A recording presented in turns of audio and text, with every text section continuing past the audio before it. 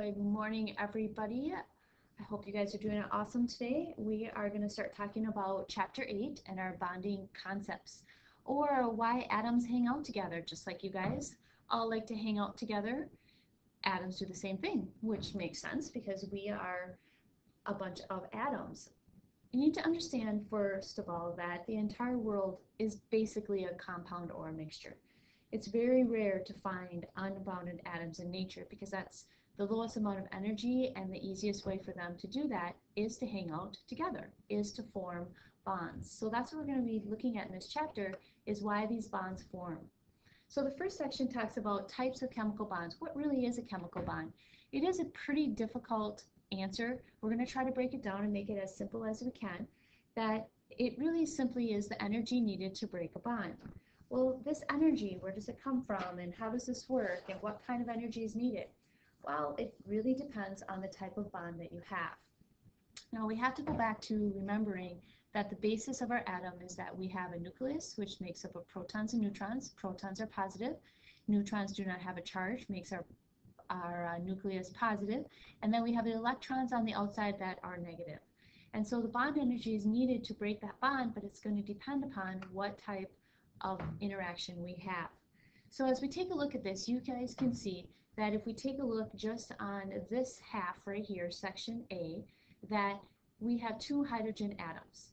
And as we take a look at our hydrogen atoms, you can see in this first part that if they're far apart, they are not going to have any interaction. But atoms aren't always going to be far apart. And so as they get closer and closer together, they're going to interact with each other. Keep in mind that these dots are representing the electrons, and so you can see their dot densities there, that the electrons are negative, the protons are positive, and two positive charges, are going to repel, and electrons are going to do the same thing. But the optimum distance to achieve the lowest energy of all of the system, as we have found out, is that these form a hydrogen molecule. Now, all along we've been talking about how that is diatomic, and that's in nature, that's how it exists.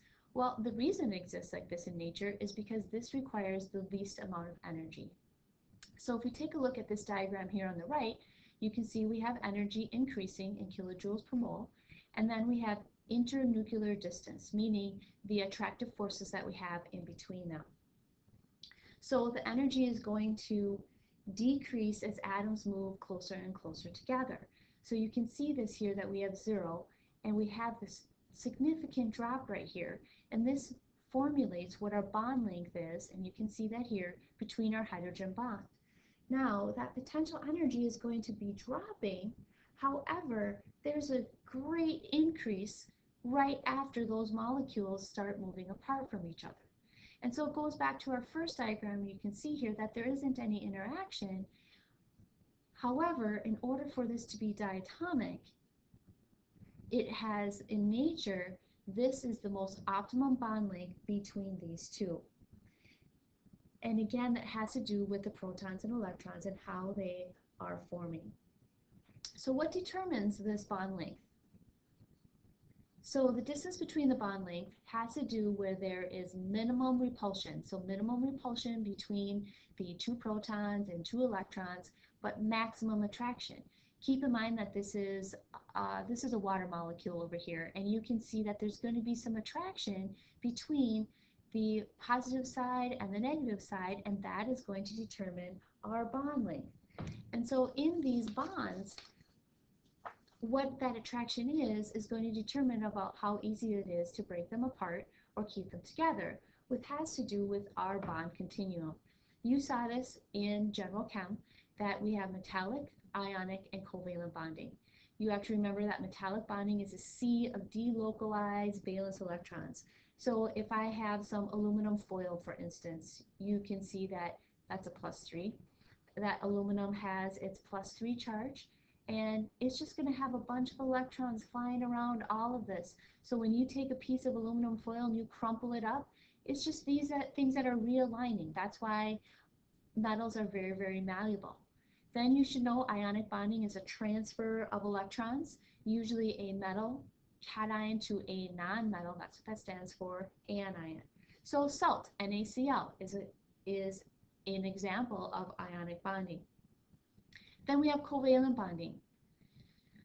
I'm not sure what this is. We are just going to get this out of here. Sorry, that popped up.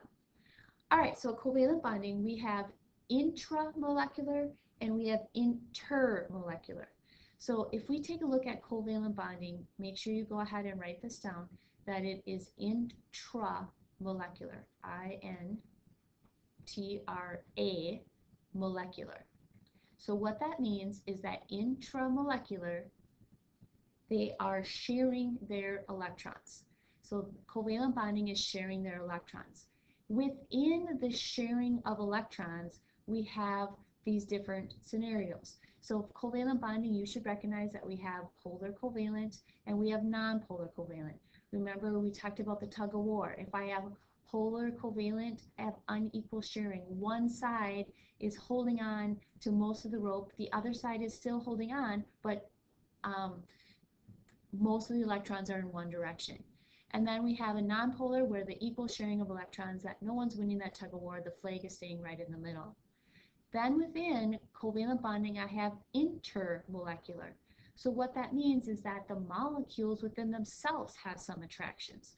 And so we're going to take a look at hydrogen bonding, dipole bonding, and London dispersion or van der Waals forces, depending upon which book you are taking a look at. All right, so this all has to do with electronegativity. If you recall, it's the ability of an atom and a molecule to attract those shared electrons for bonding. It relates to shielding and our ZF charge. And these are the different scales, and taking a look at the highest electronegativity, you should recognize that the highest electronegativity is still going to be fluorine. Well, if I take a look at those fluorine molecules, you can see that right here in diagram A, we don't have a charge associated here. You can see here this is like a battery has been hooked up to this diagram here on the right. So right now we have a negative side, we have a positive side. They're just colliding with each other, floating around in here. The minute we hook this up to a battery, we have a negative side and we have a positive side. These molecules are going to align. So we're talking about these forces again. You can see the positive side to the negative side and how they are attracted to each other. Should make sense to you in terms of the size of the molecule, that they've denoted hydrogen as the blue side, much smaller molecule than fluorine, has the negative side. Highly electronegative fluorine is going to attract to the positive side on our battery. So we have Linus Pauling, who developed our electronegativity chart. So he was able to determine that in general, remember there's always going to be places where this isn't going to be exactly true, and a lot of it is in our transition metals, because hence what it's saying is transition, so some of the rules don't apply. But in general, we can say that the electronegativity is increasing as I go across the period. So you can see that by the height that they have shown here. Fluorine is the highest electronegative, meaning it has the greatest ability to attract electrons to itself.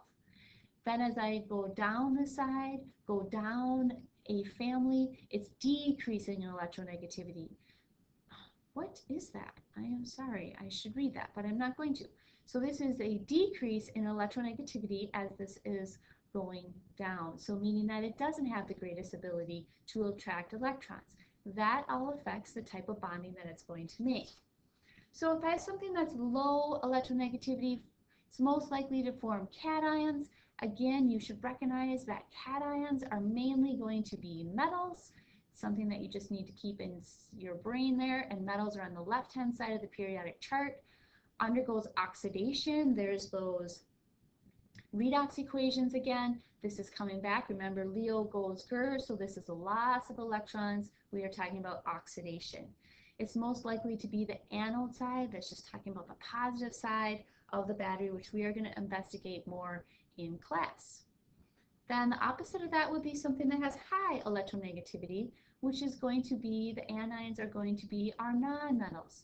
Our nonmetals are the ones that want to attract electrons.